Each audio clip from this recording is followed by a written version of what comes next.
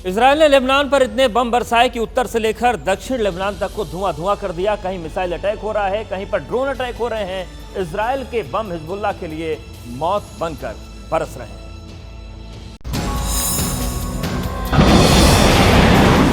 Middle east में जंग के सारे नियम बदल गए हैं। पहले दक्षिणी लेबनान निशाने पर था, अब उत्तरी लेबनान बम धमाकों से गूंज रहा है। इजराइल के बम लेबनान में मौत बनकर बरस रहे हैं। यहाँ खड़े होना खतरे से खाली नहीं है।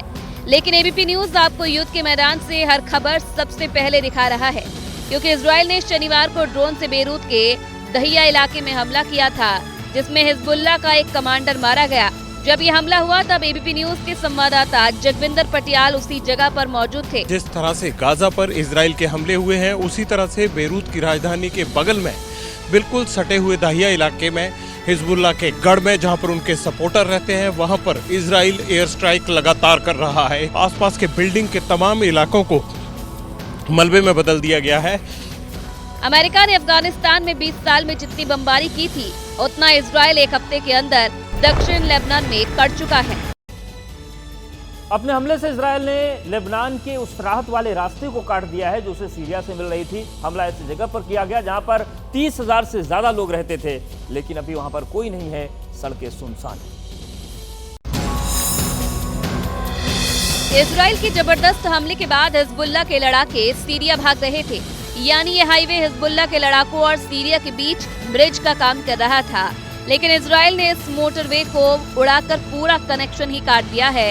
हालांकि इससे पलायन करने वाले लोगों के लिए संकट पैदा हो गया। हाईवे एक लाइफलाइन था दोनों देशों के बीच में, उसे इजराइल ने कट ऑफ किया है। सीरिया और लेबनान के बॉर्डर के बीच में इस बम के गिरने से, इस हाईवे को तोड़ने के बाद इजराइल ने एक बात पक्की कर दी है कि अब कोई भी दूसरे देश से सप्लाई नहीं भेज सकता। लेबनान में हिजबुल्लाह को 2 बम गिराए गए हैं, एक ये और एक इस साइड गिराया गया है। देखिए, रिपोर्ट की माने तो 17 सितंबर से अब तक 3 लाख से ज्यादा लोग लेबनान से सीरिया गए हैं। लेबनान सरकार का दावा है कि पिछले 1 साल में 12 लाख लोग लेबनान छोड़कर गए हैं। और अब इजराइल के हमले के बाद यह आंकड़ा बढ़ता जा रहा है, क्योंकि इजराइल अब रिहायशी इलाकों पर भी बम बरसा रहा है। पाकिस्तान में 15 और 16 अक्टूबर को एससीओ समिट होना है, लेकिन उससे पहले पेशावर में तनाव है, कराची में कोहराम है, लाहौर में संग्राम है और इस्लामाबाद को फौज ने अपने कब्जे में ले लिया है।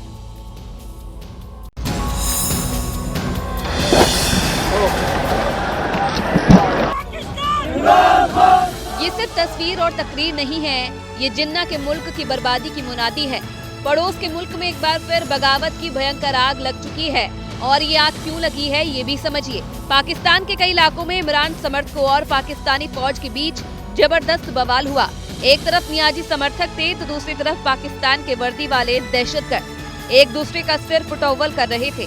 नियाजी समर्थकों के इस्लामाबाद कूच के बाद से ही शरीफ खानदान से लेकर रावलपिंडी के फर्जी जनरलों को महीने भर पहले का मंजर याद आने लगा है। इस बीच इमरान खान की पार्टी पीटीआई ने दावा किया है कि राजधानी के केपी हाउस में पाकिस्तानी फौज ने जबरन घुसकर अली अमीन गंडापुर को गिरफ्तार कर लिया। गंडापुर ने पिछले महीने इमरान खान की रिहाई न होने पर जबरदस्त प्रदर्शन का ऐलान किया। पड़ोस के मुल्क में अब ऐसा ही होने वाला है। जिस तरह के हालात हैं, उससे साफ है कि पाकिस्तान एक बार फिर दुनिया के सामने तमाशा बनने वाला है।